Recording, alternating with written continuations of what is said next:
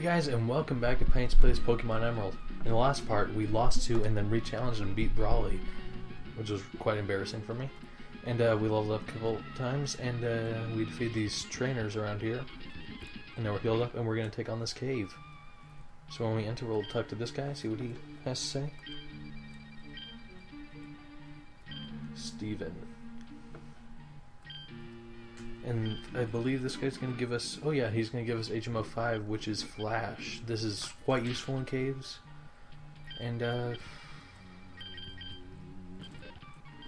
I don't have a HM Slave at the moment, but I do have Carlos, and I can go to the, like, the move remover, or whatever, later on and get this removed from Carlos. So, I'll get rid of Growl, because, I mean, that's... I hardly use that in battle anyways. And honestly, I think Flash could be better used for the time being. Oh, and we run into a Makuhita, which we saw Brawly use as his final Pokemon.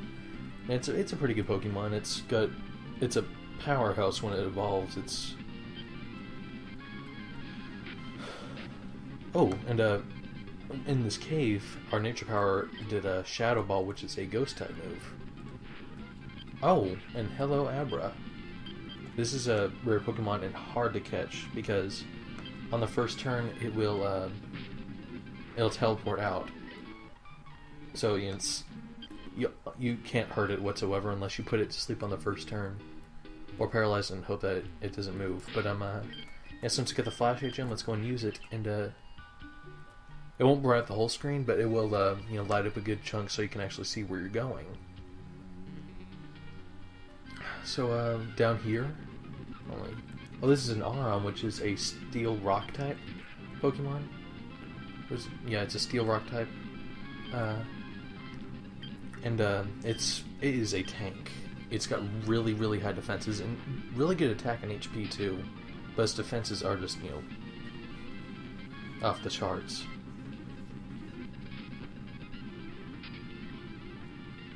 I'm not really doing much damage with the Shadow Ball because, like I said, it's got really high defense.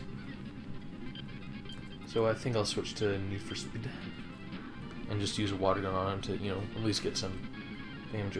Did not mean to use Tackle. Oh, again, I did it. Okay, Water Gun. There we go. That's what I want to use. Of course, it's gonna miss twice because he's freaking using sand attack. There we go. Finally, I got him. Got some experience for both my guys there, and let's see what this is. This is a Pokeball. Yeah, that's nice to find.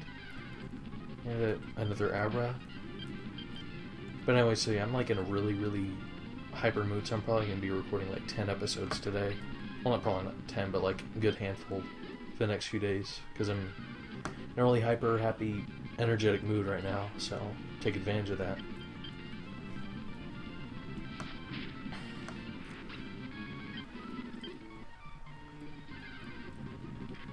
Sableye. I should probably have gotten a Repel. So there's a lot of Pokemon in here. Yeah, Sableye, in this generation, actually had no weaknesses. It was a Ghost Dark type. So fighting types could not touch it. Psychic types, well, I mean, they couldn't touch it either.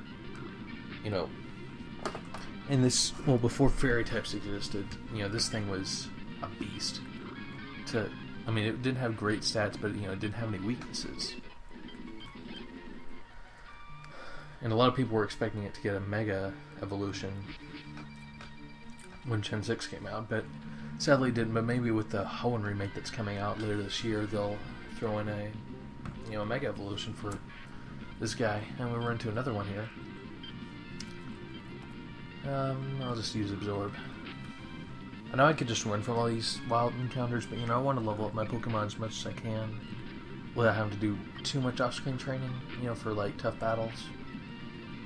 Because after that little incident in the last part with me losing to Brawly, I'm gonna definitely be doing, getting my Pokemon up a couple levels before, fighting the gym leader.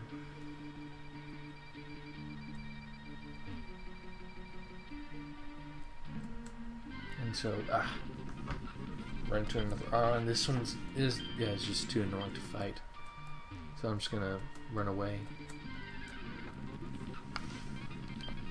And run away again. Again. my gosh. Do I have a rappel? Let me see. Please say I do. I don't. Oh well, at least I have an escape rope, so... Wait, no, I don't even need the escape rope, because there's, like, the exit is, like, right at the beginning. Another Makuhita we run into. This one's not too annoying to fight, and... Oh, give us some experience. Yeah, my team won't be going up for a while, but... probably for a couple parts, I won't be catching any other Pokemon. And we're at the state where, you know, none of them are going to evolve for a while. So we're going to be stuck with that. Marshtomp and Lombre for a while. This is Steven Stone.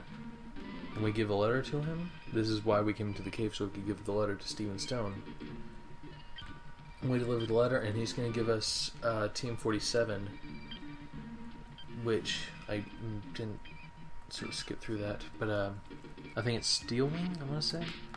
I know it's a steel type move because he's a steel type guy. Yeah, Steel Wing. It's a flying, not flying type move, it's a steel type move, but used with flying steel types like Skarmory, which is a really good Pokemon. And was introduced in the second generation, I believe. Yeah. Oh, we run to a Geodude. Meatball with arms. And now we're out of that cave, so let's heal real quick, because, you know...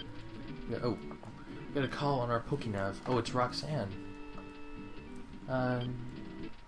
Oh, Brawley contacted her saying how amazing I am. Because, you know, the universe revolves around my character. And now we have her registered in the Pokénav. So, after you beat the Elite Four, I believe, you can re-challenge Roxanne. Well, all the gym leaders. And they'll be up by a lot of levels, like, I believe to like level 50 or 60. So in case you know you don't want to fight the Elite Four over and over to train up or get money, you can actually challenge the other gym leaders. But anyways, now Carlos's level 18 need for speed is 20. Now let's talk to Mr. Barini here, and let us go to Slateport City. So let's speed through here because we don't want to watch the whole animation of the boat driving. Ahoy, we made it into Slateport. I suppose why am I doing that voice?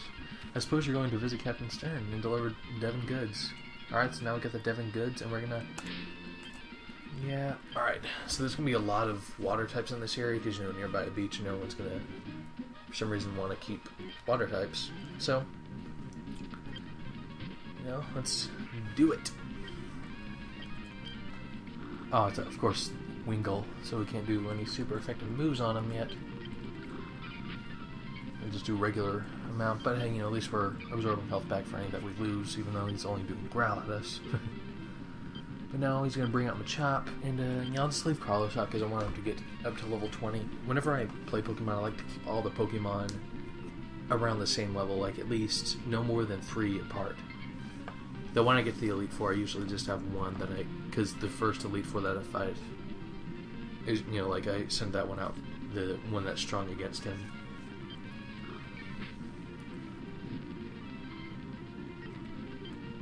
But anyway, so let's speed through this because it's just a regular trainer battle. No need to go at regular speed for this.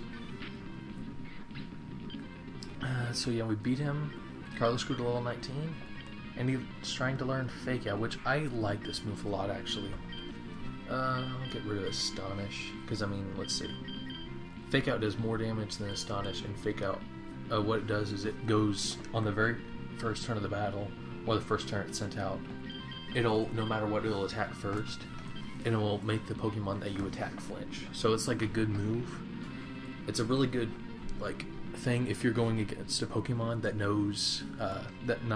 has the ability Sturdy, which means you can't one-hit KO Pokemon, so you can like use Fake Out, keep it from moving the first turn, and then being able to take it out the second turn, which is really, really nice. So let's see. Yeah, I think Carlos is good for this double battle, which is actually gonna be a third battle after this because there's 3 trainers within the site. I actually thought this would be a triple battle when I first played through here. It's like, whoa, there's going to be 3 Pokemon on the field at once. But no, triple battles were not fully developed until 6th gen. There were rotation battles in the 5th gen, but not really triple battles because it's like there's one Pokemon out on the field in front, and then there's two in the back that don't really do anything. But anyway, so I'll just use Absorb on Meryl just because that'll be super effective, and then I'll use Tackle on Wiggle. Water Gun's not going to do much damage against Carlos due to the fact that it has 4 times strength to moves like that. So it barely does any damage whatsoever because it absorbs the water and the grass. It's strong against water, so it's not going to do much with that either. So I didn't demonstrate Fake Out when I started the battle. Oh well. And actually, Carlos is faster than Need for Speed. And Carlos is almost level 20 now, which is awesome. Getting him up there. Same level as Need for Speed. We'll fight the derp-eyed kid with the Zigzagoon. I'll demonstrate Fake Out here. It'll, like I said, it goes on the first move. He, slaps him. I guess, discombobulating him by slapping on both of his ears or something. That's how I always saw it. Especially with the new animation where it's 2 hands sort of clap against the enemy Pokemon's head. Yeah, that did half of the health damage. Usually Fake Out does not do much damage, but it's a really good tactic for a starting move if you don't want the opposing Pokemon to move on the first turn. But if I believe Quick Attack can go first if the other Pokemon is faster than the Pokemon that uses Fake Out. Don't quote me on that.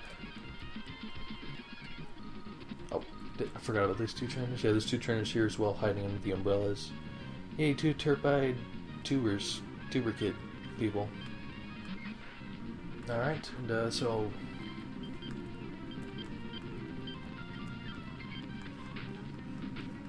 Wow, half damage. Yeah, Fake Out's doing really well for me so far. So I'll use Absorb on Meryl. Tackle the Tentacool. I was expecting the Absorb to do more than the 4th of the damage. Of course, it's not gonna do anything because Splash is the most useless move in all of existence of Pokemon.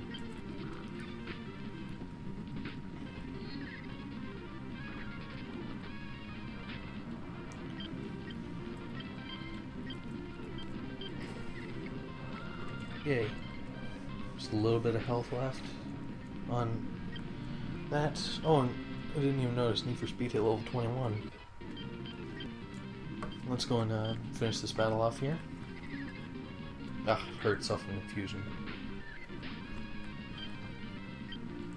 42 experience into it. And we beat that those 2 kids, and one of them is going to register us in their Pokénap, so we can re-challenge the tuber right there if we want to. But now we're in Slateport City finally. And waiting in line for Gen 3 remakes. Alright, anyway, so yeah, let's go and heal. And I realize I've been saying a lot of uhs and ums this episode. I'm sorry about that. But anyway, so yeah, we're done for this episode, and the next part we'll continue on. See what's going on with this Team Aqua line here. See what's going on there. And I'll see you all next time. Bye-bye.